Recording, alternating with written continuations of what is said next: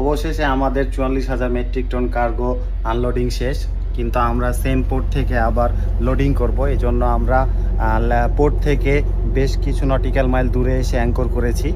আমাদের পূর্বের যে কার্গো ছিল সেই কার্গোগুলো আনলোডিং করার পরে কার্গো হোল্ড অনেক ময়লা অবস্থায় থাকে। তো পরবর্তী কার্গো বা মালামাল লোড করার জন্য আমাদের কার্গো হোল্ড আবার ক্লিন করে প্রিপারেশান নিতে হয়।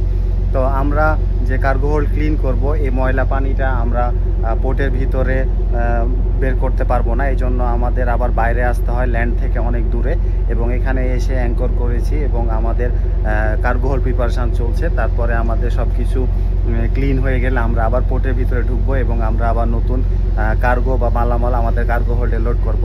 তো কিভাবে আমরা কার্গো হোল্ড প্রিপারেশান নিচ্ছি সেটা আপনাদেরকে একটু দেখাই। কার্গো আনলোডিং শেষে ডেকের অবস্থা খুব খারাপ। আমরা যে পটাশ সার লোড করেছিলাম সে পটাশ আনলোড করার পর এটা অনেকটা পাউডারের মতো, তো এটা বাতাসের সাথে উড়ে বিভিন্ন জায়গায় ময়লা করে ফেলেছে। তো নর্মালি শিপে যারা ডেক ক্রু আছে তাদের উপরই দায়িত্ব থাকে যে একটা কার্গো শেষ হয়ে যাওয়ার পর কার্গো হোল্ড প্রিপারেশন করা বা ডেক ক্লিন করা, এটা ডেক ক্রুদেরই কাজ। তো আমাদের শিপে যারা ডেক ক্রু আছে তারা দেখতে পাচ্ছেন যে সি ওয়াটার ব্যবহার করে আমাদের যে কার্গো হোল্ড আছে এবং আমাদের হ্যাচ কাভার আছে এবং মেইন ডেক আছে এগুলো ক্লিন করতেছে।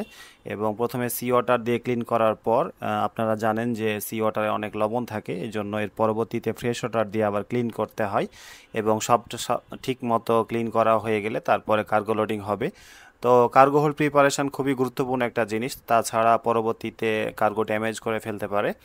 আর চিফ অফিসার এটা দায়িত্বে থাকে এবং তিনি দেখাশোনা করতেছেন যাতে ঠিকঠাক ক্লিন হচ্ছে কিনা। তো ভিডিওটি কেমন লাগলো সবাই জানাবেন, আবারও নতুন ভিডিও আপনাদের সামনে নিয়ে আসবো। সে অবধি সবাই ভালো থাকবেন। আর আমি সাথে ছিলাম ওয়াহিদ হাসান নয়ন। আসসালামু আলাইকুম।